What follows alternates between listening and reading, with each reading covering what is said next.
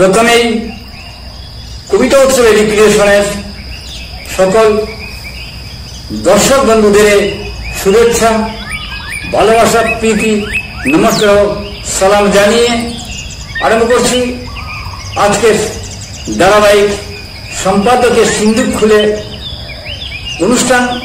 আজকে সম্পাদকের সিন্দুক খুলে রয়েছে দিগন্তিকা বর্ষবরণ 1432 সংখ্যার দ্বিতীয় পর্যায়ের আলোচনা। প্রথম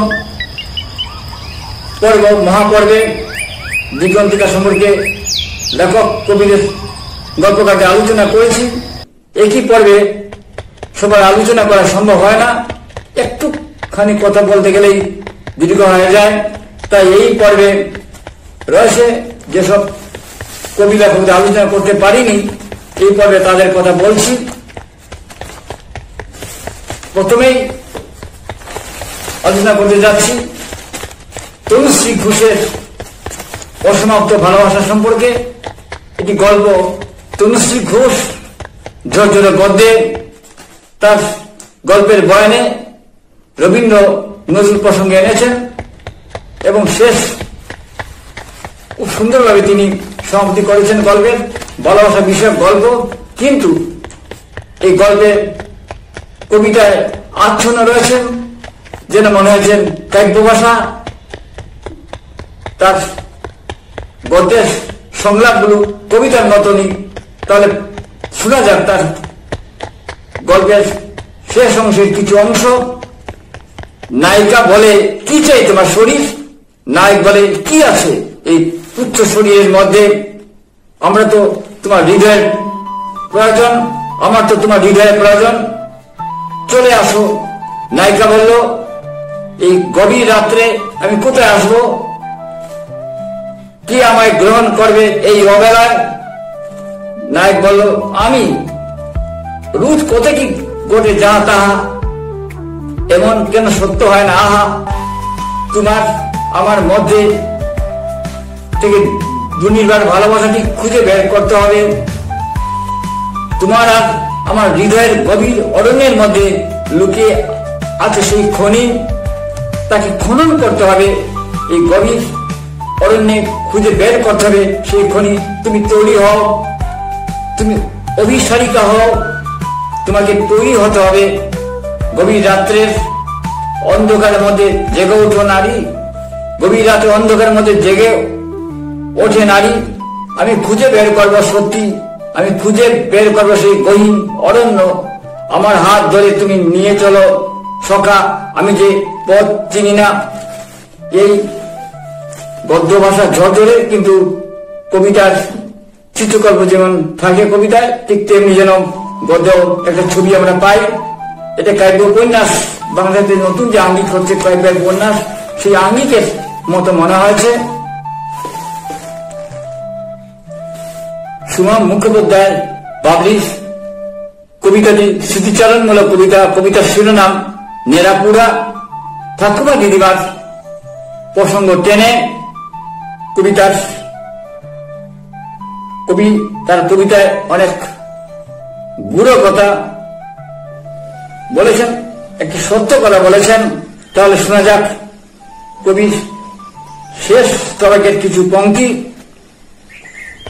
তখনও কান চেপে শুনি, আগুনে চিতা জ্বলছে তো জ্বলছে, নীতিকথা হলো জীবন চিতার আহুতি। অহর জ্বলতে জ্বলতে কেউ কেউ ছাই হয়ে যায়, কেউ হয় পূর্ণ। অর্থাৎ জীবন সংগ্রামে, যাপিত জীবনে কেউ লড়াই করতে করতে কেউ ছাই হয়ে যায়, বশীভূত হয়ে যায়, আবার কেউ তার পূর্ণতা পায়। এই চরম সত্য তিনি তার কবিতায় উচ্চারণ করলেন। কবিতাটি ভালো লাগলো, আমি পড়ে নিচ্ছি। রেজাউদ্দিন স্টালিনের কবিতা। কবিতা শিরোনাম আগামী বৈশাখে। নতুন বছর আসছে, নতুন বছর নিয়ে অনেকেই কবিতা লিখেছেন বৈশাখ নিয়ে, কিন্তু এই কবিতার ভেতর তিনি এক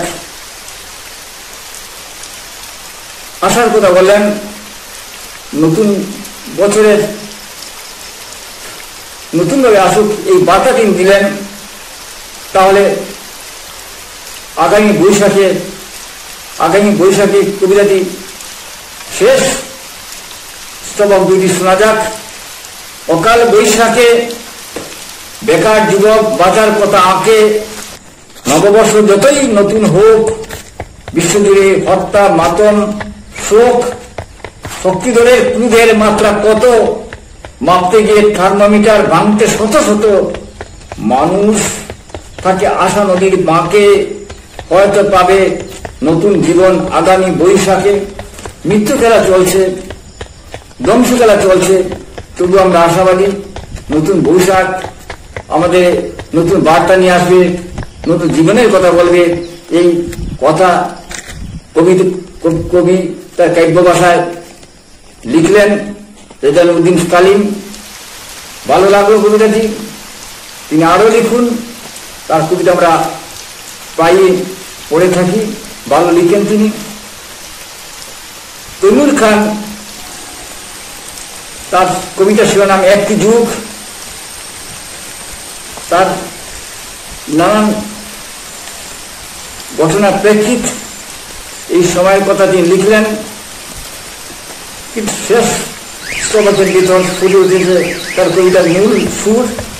তার শোনা যাক শেষ স্তবকে তিনি কি বলতে চেয়েছেন।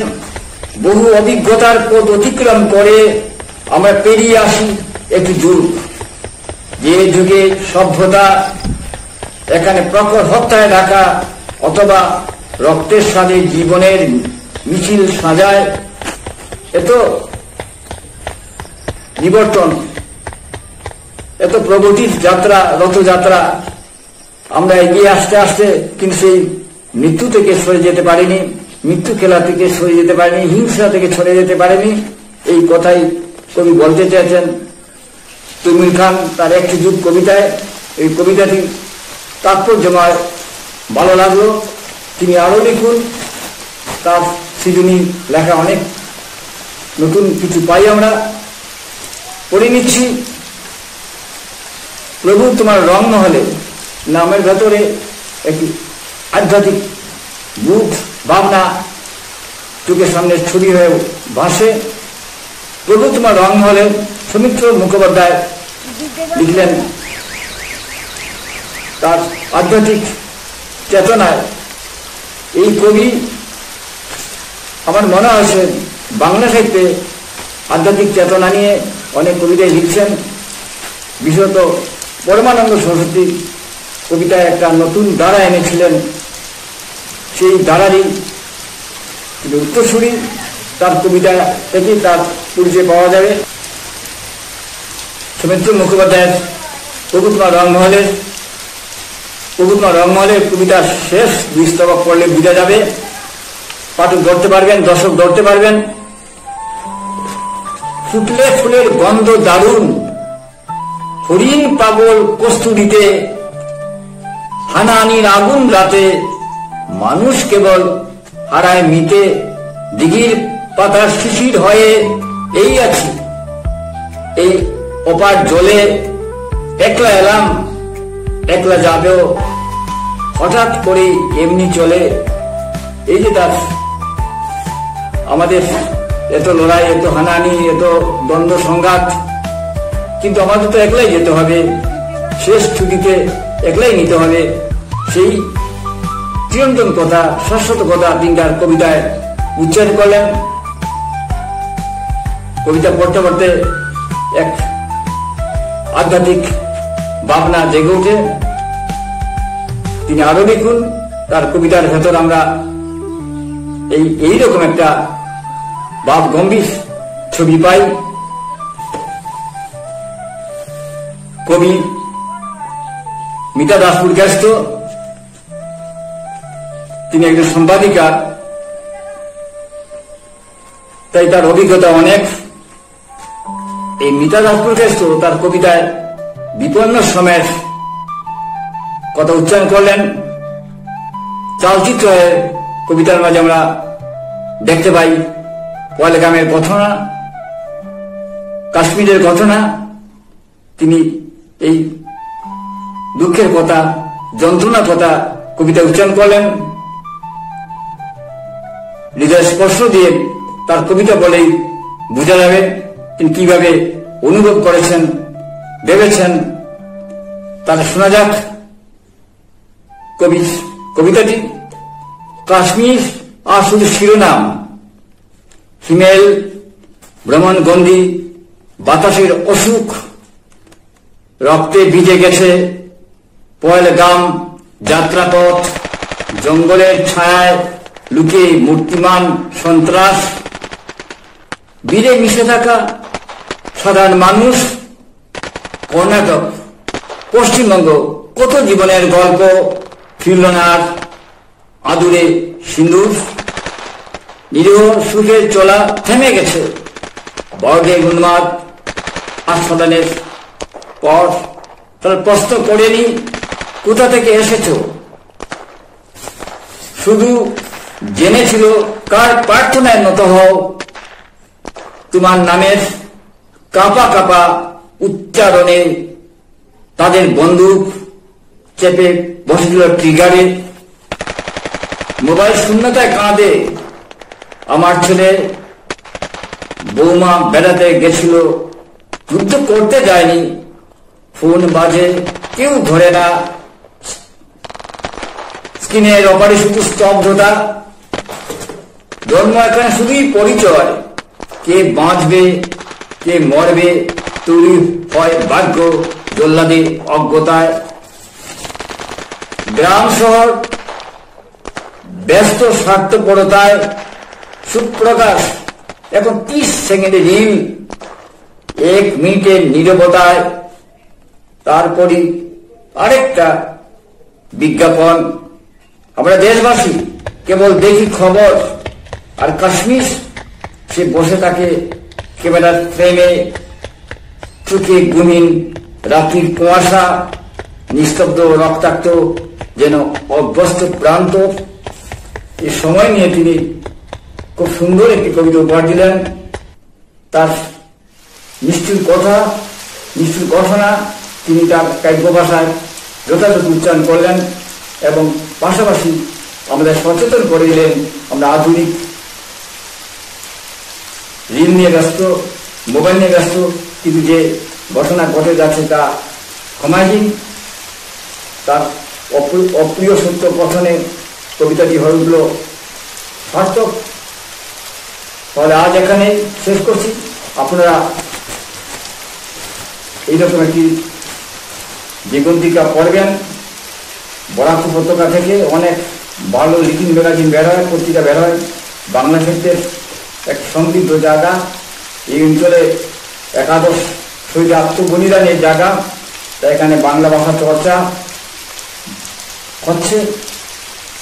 হয়তো আপনার বিভিন্ন প্রান্তের থেকে এই অঞ্চলে তেমন খবর পান না, কিন্তু তবুও আমি বলতে চাচ্ছি এই অঞ্চলে অনেক ভালো লেখা হচ্ছে, অনেক কবিতা লিখছেন। কবিতা উৎসব এডুকেশন অনুষ্ঠান শুনুন, দেখুন, আমাদের পাশে থাকুন। প্রকৌশলগত ত্রুটি থাকা সত্ত্বেও, উপস্থাপনা খামতি থাকা সত্ত্বেও, কেবলমাত্র বিশেষ বৈচিত্র্য এবং নান্দনিক গুণের জন্য দেশে বিদেশের হাজার হাজার দর্শকের অনুষ্ঠান দেখে থাকেন। আপনি দেখুন, দেখতে তখন ভালো লাগবেই। কবিতা হলো সুস্থভাবে থাকার অক্সিজেন। দেখতে থাকুন, ভালো লাগবেই। নমস্কার, আপনারা ভালো থাকুন।